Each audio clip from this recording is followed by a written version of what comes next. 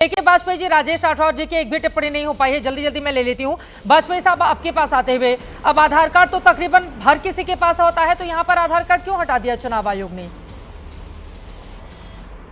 और अगर ये 11 डॉक्यूमेंट लोगों के पास नहीं हुए, खासतौर से गरीब वर्ग के पास, तो फिर वो क्या करेंगे? कहां पर जाएंगे वो अपना वोटर कार्ड के लिए?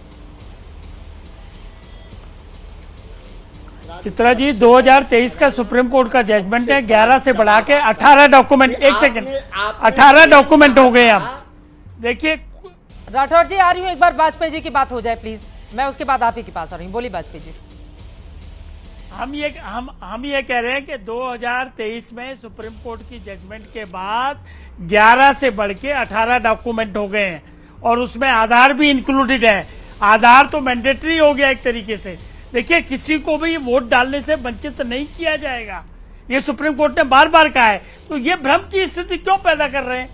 अगर रूल के हिसाब से, आर्टिकल 326 कॉन्स्टिट्यूशन के हिसाब से, representation of people of act के हिसाब से इलेक्शन कमीशन को पावर है वेरिफिकेशन कराने की, और जैसा आपने बिल्कुल सही बताया कि 13 बार पहले भी हुआ है, तो उसमें इनको ऐतराज क्या है? इनसे पूछिए। महाराष्ट्र के उस पर अभी इन्होंने बड़ा शोर मचाया था और इन्होंने हाई कोर्ट में पिटीशन भी फाइल की थी। क्या हुआ उस पिटीशन का? परसों 25 तारीख को हाई कोर्ट ने पिटीशन डिसमिस करती है, ये कहते हुए कि कोर्ट का कृपया समय बर्बाद न करे।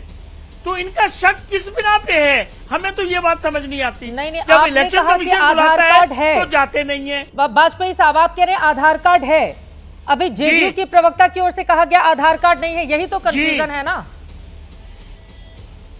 मैंने नहीं, कोई कंफ्यूजन नहीं है। ये 23 की जजमेंट है सुप्रीम कोर्ट की। हाँ। Malkhan Singh versus union of India, कृपया उसको पढ़ लीजिए, उसमें बाकायदा ऐड किया गया है। और जो नोटिफिकेशन इलेक्शन कमीशन का अभी आएगा उसमें बाकायदा है, और ऑनलाइन भी ये डॉक्यूमेंट अवेलेबल है। प्लीज अंडरस्टैंड, ऑनलाइन अभी खोलिए आप इलेक्शन कमीशन की, वोटर आइडेंटिटी कार्ड किस कीमत में बनेगा, वो सारे डॉक्यूमेंट की लिस्ट दी गई है। ये भ्रम की स्थिति पैदा करना चाहते हैं। भ्रम तो यही पैदा हो गया। नहीं, एक बात तो आप इस बात को क्लियर कीजिए। देखिए, विरोधी दलों की ओर से जो सवाल पूछे जा रहे हैं उसको आप उसकी गंभीरता समझिए। अगर लोगों के मन में ये भ्रम आ जाएगा तो फिर उसको एड्रेस करना चुनाव आयोग का काम है। अभी सत्ता पक्ष की ओर से जेडीयू की प्रवक्ता अनुप्रिया जी ने 11 डॉक्यूमेंट के नाम देश के सामने रखे, उसमें आधार कार्ड का जिक्र नहीं है। आप ये कह रहे हैं 11 नहीं 18 है, उसमें आधार कार्ड है, तो ये क्या है? ये समझ में नहीं आया ना आप दोनों लोगों की बात। वाजपेयी साहब, आप तो इतने बताइए, आपके पास क्या जानकारी है? चित्रा जी वेबसाइट अभी खोल लीजिए आप, सबके पास वेबसाइट है, उसमें डॉक्यूमेंट की बाकायदा लिस्ट दी गई है। मैंने ये कहा कि 2023 की जजमेंट के बाद ये 11 से बढ़ के 18 हो गए और वो सारे डॉक्यूमेंट अवेलेबल है, कोई उसमें हाइड एंड सीक नहीं है। हाँ। और वेरिफिकेशन के बाद भी बाकायदा लिस्ट लगाई जाएगी, और लिस्ट में ऐसी किसी को ऐतराज है तो सेक्शन 24 में अपील जाती है उसकी, और उसकी करेक्शन का प्रावधान है। कोई हाइड एंड सीक हो ही नहीं सकता। इलेक्शन कमीशन का हर 18 है कानून की परिधि में है। हाँ, तो फिर अभी आपने जेडीयू की प्रवक्ता को सुना अनुप्रिया जी, फिर 11 क्यों गिना रही है? मैं ये जानना चाह रही हूँ। दोनों एक ही एनडीए का हिस्सा है, एक ही बिहार राज्य में सरकार में। पहले बिल्कुल ठीक है, पहले 11 थे, उसको बढ़ के 18 हो गए, कोई कंफ्यूजन नहीं है। और मैं अभी दूसरे राउंड में आपको ये लिस्ट इलेक्शन कमीशन की वेबसाइट पढ़ के भी सुना दूंगा। आप इसके बाद जब सेकंड राउंड पे आएंगे तब तक मैं खोल के सबको दिखा भी दूंगा। तो ये जो चुनाव आयोग की ओर से बिहार में ये जो 2,94,00,000 2003 के बाद वोटर की जिनकी पहचान होनी है, उनको 18 डॉक्यूमेंट के लिए होगा कि इन 18 में से कोई भी दे दिए जाएं? आप ये जानकारी दे रहे हैं वाजपेयी जी? जी बिल्कुल सही बात है, बिल्कुल सही बात है, यही बात है।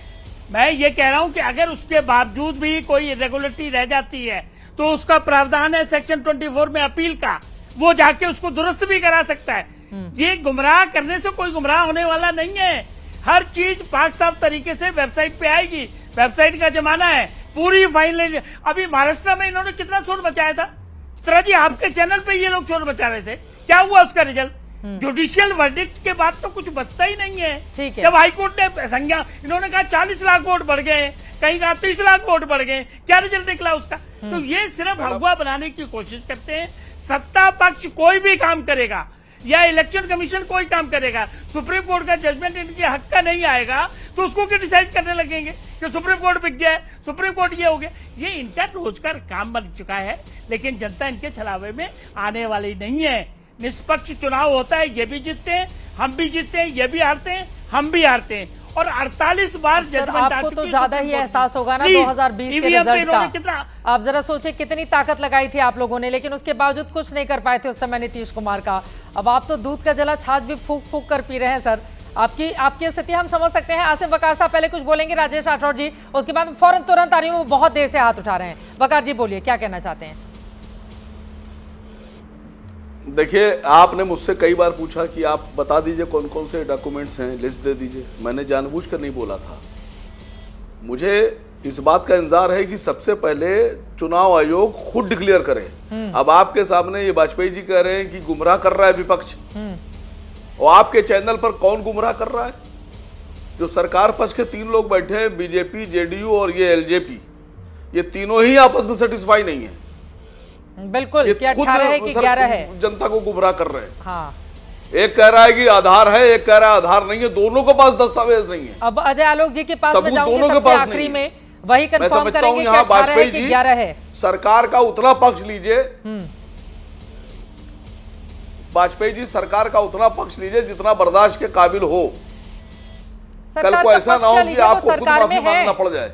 चिराग पासवान जी मंत्री हैं, वो बिहार में पूरे दमखम के साथ चुनाव लड़ रहे हैं, तो आप कह रहे हैं सरकार का उतना ही पक्ष लीजिए। भैया वही सरकार है, आप कैसे इनकार करेंगे? राजेश राठौर जी आपके पास आते हुए, चुनाव सुधार प्रक्रिया में अगर कोई बड़ा कदम उठाया जाता है तो हर बात को लेकर बवाल क्यों? राजेश राठौर जी, सबसे ज्यादा चुनाव सुधार की प्रक्रिया तो कांग्रेस पार्टी के शासनकाल में हुई है, अभी बीजेपी के शासनकाल में हो रहा है, तो फिर चुनाव आयोग को ही बीजेपी से जोड़ दीजिए। ये चित भी मेरी पट भी मेरी, ये दोनों कैसे चलेगा? राठौर साहब, पारदर्शी तरीके से हो तो कभी कोई विवाद नहीं। इस बार तो विपक्ष कम, पहला आवाज तो आपने उठाया और हमें अच्छा लगा अभी कि आपने कहा कि चुनाव आयोग जो काम 25 तारीख को शुरू कर दिया, आज 28 तारीख है और जो डॉक्यूमेंट्स मांगने हैं 18 है या 12 है, 11 है या 10 है। आप जैसे बड़े पत्रकार को भी नहीं पता, आपके जैसे बड़े चैनल को भी नहीं पता। आप समझ जाइए, हम जिस बिहार से आए हैं जहां गरीबी बहुत है, झुग्गी झोपड़ी में लोग रहते हैं, दलितों की बस्ती है, अति पिछड़ा की बस्ती है, 11% 71% बाढ़ वाली आबादी है जो डूब जाती है। उसके बच्चे कहां से अपने माँ बाप का सर्टिफिकेट जन्म प्रमाण पत्र देगा ताकि वो वोटर लिस्ट वैध साबित कर पाए? एक दूसरा, अगर यह वोटर लिस्ट अवैध है तो मैं आपके माध्यम से आग्रह करना चाहता हूं कि इसी वोटर लिस्ट के आधार पे तो अभी पिछला 2024 का लोकसभा का चुनाव हुआ है, तो कम से कम देश भर का नहीं तो बिहार के लोकसभा का चुनाव तो अवैध घोषित करा दीजिए। और हम उस बिहार में हैं जहां जन्म प्रमाण पत्र, आय प्रमाण पत्र, आवासीय प्रमाण पत्र, मृत्यु प्रमाण पत्र के लिए 6 महीने अवैध फीस के बाद लाइन में लगना पड़ता है।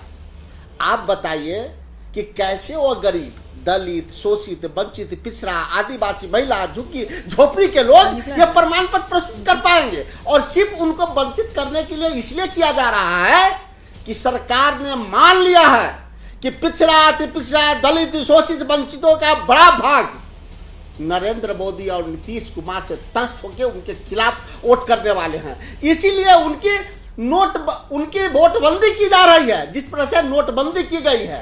लेकिन कांग्रेस पार्टी ऐसा नहीं होने देगा।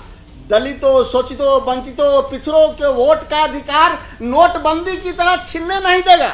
जिस प्रकार से जेब से पैसा निकाल लिए थे, अब वो वोट निकालना चाहते हैं, और न केवल वोट से वंचित रखना चाहते हैं, ये लोग वोट से पहले वंचित करेंगे और उसके बाद जो सरकारी सुविधा है, जो 5 किलो अनाज का, स्वास्थ्य का, शिक्षा का, मनरेगा का, इंदिरा आवास का, इन सब सुविधाओं से उन्हें वंचित करने का बड़ा प्रयास ठीक है भारतीय जनता पार्टी कर रही है। हाँ। और चुनाव आयोग तो एक मुखौटा है।